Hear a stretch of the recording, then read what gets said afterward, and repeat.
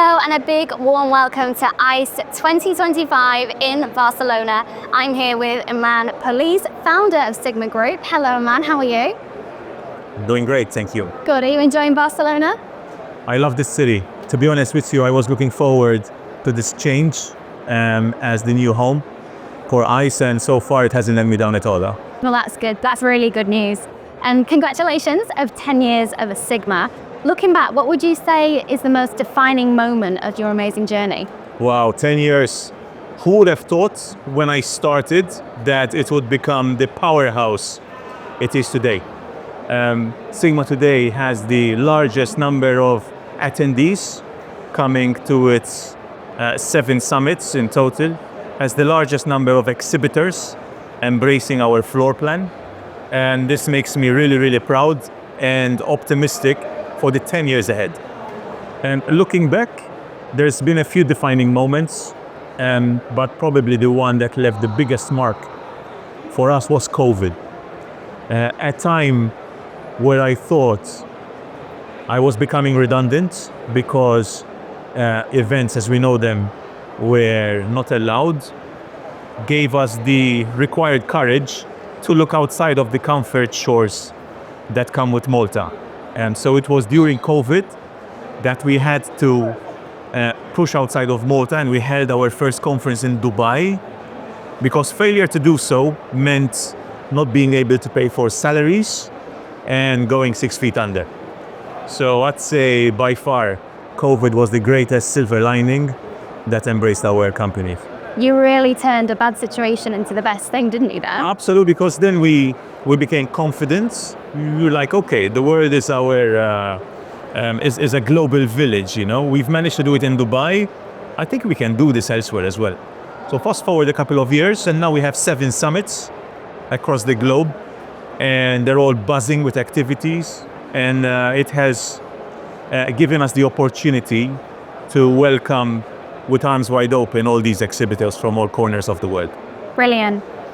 Last year, Sigma Europe saw its biggest event yet, with a record-breaking turnout of 27,000. What do you think has been the key to this year-on-year growth and turning Sigma into such an international staple for the industry? Yeah, great question. One, let's say the obvious. We are working in a space that has seen explosive growth, right? So being in that space obviously makes our job easier, because there's always increased demand to come to our shows. So that has been a driving force behind those record numbers. 2, I'd say Malta, what the GamingMalta, the government of Malta, the talent pool that there is on the island has also made our show in Malta so popular. And 3, without blowing trumpets, I give credit to my team. They have done an amazing job staying united with one massive, strong message, and it has resonated well with people. We have this mantra that business is done between people, not between companies. So the show in Malta, but also the other Sigma summits, have this jovial vibe going on the expo floor, where people are learning, getting to know each other a bit better, and once that trust level is set, business does flow at our conferences. So we like this formula, and we try to emulate it everywhere we go. It's important to enjoy what you do, isn't it?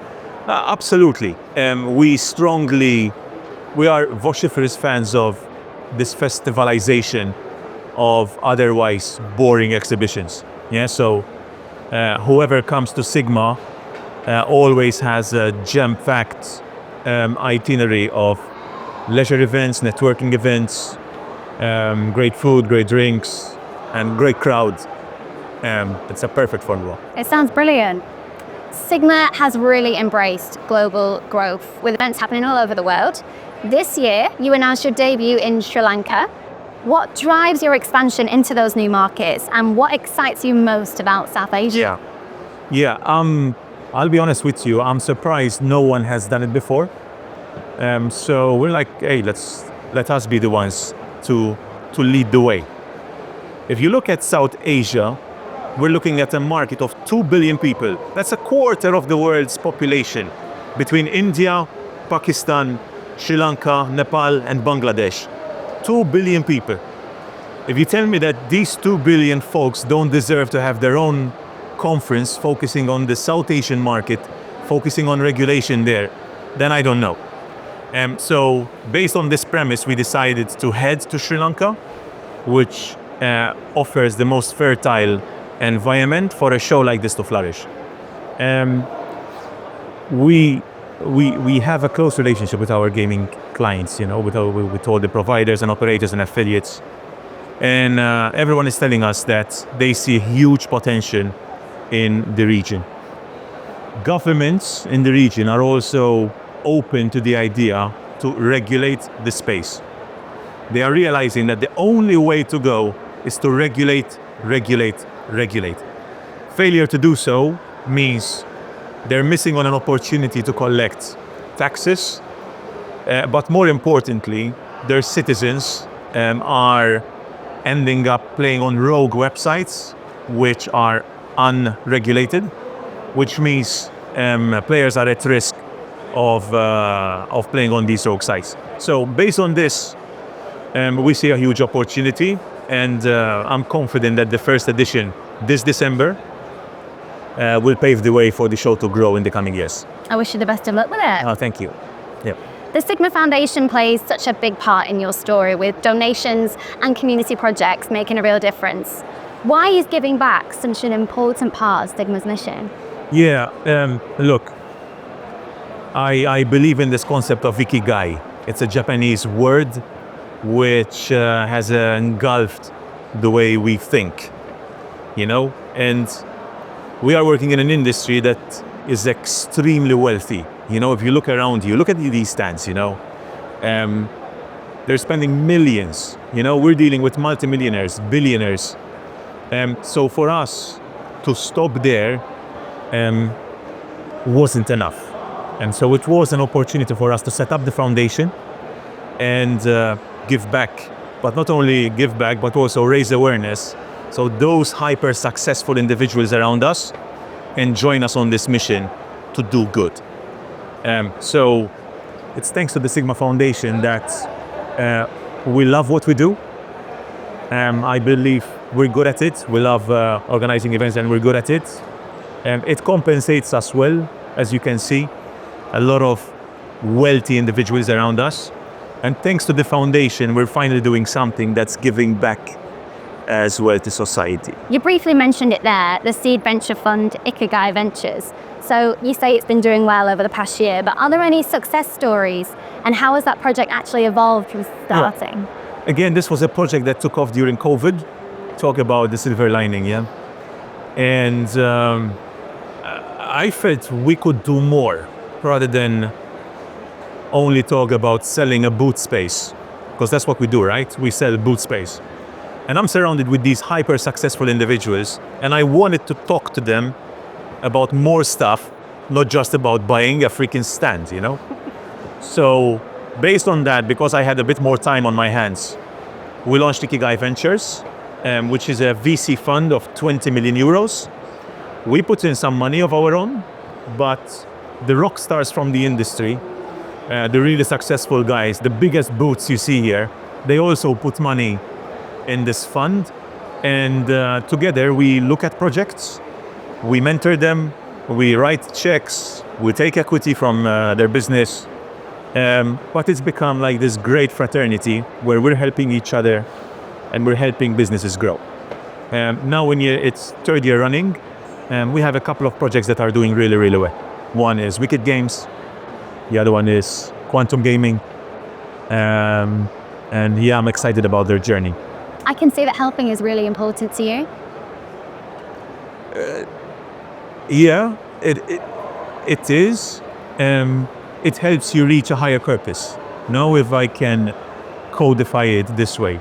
And I believe a lot in karma, The more you give out there, the more comes back at you in ways you don't even manage to decipher, So yeah, I love giving back, and whether it's Ikigai Ventures, the Sigma Foundation, or other projects that we have which we don't like to talk about, I think giving back is a big part of what we do. Yeah, it's important. At GamingMalta as well, we've been celebrating local success stories through our Make It in Malta campaign. Do you think Sigma could have grown into what it is today without Malta as that home base? Hello. Look, when Sigma started, the first real client of Sigma was actually the Lotteries and Gaming Authority, which today we know as the MGA. They knew where I came from.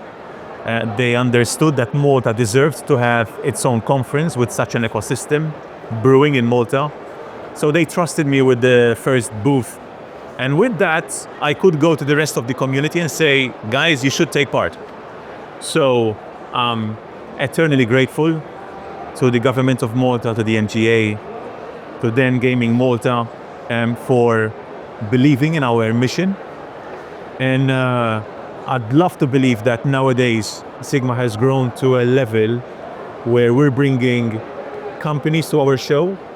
And from attending Sigma, hopefully they realize that, listen, there's an opportunity to set up an office in Malta, to get the Malta license. So in other words, I hope that we are able to give back to the country, to the MGA, because again, we're eternally grateful for them being so supportive in the initial days. Brilliant. And finally, what are you looking forward to in 2025 for Sigma? Yeah, wow. Oh, there's so much going on. Yeah, there's so much going on. We're a beautiful team of around 200 people. It's our aim to expand to 250 people. So we're very aggressive on the recruitment at the moment. We want our conferences to keep growing from strength to strength. We want the foundation to keep doing more good. Then there's Sigma Play, which is our arm handling players. So Sigma's very good with the B2B, but we're also trying to be a voice for the players. So we provide alternative dispute resolution where players can come to us, they tell us about any disputes they have with casino sites, and we try to meddle and settle those disputes. So that is a section which we are trying to really ramp up. Because ultimately we want the Sigma Group to become a platform where the business community, the regulators, policymakers and government, but also the players converge so the industry can keep growing sustainably. Brilliant. Well, I wish you all the luck for 2025. Thank you so much. Thank you.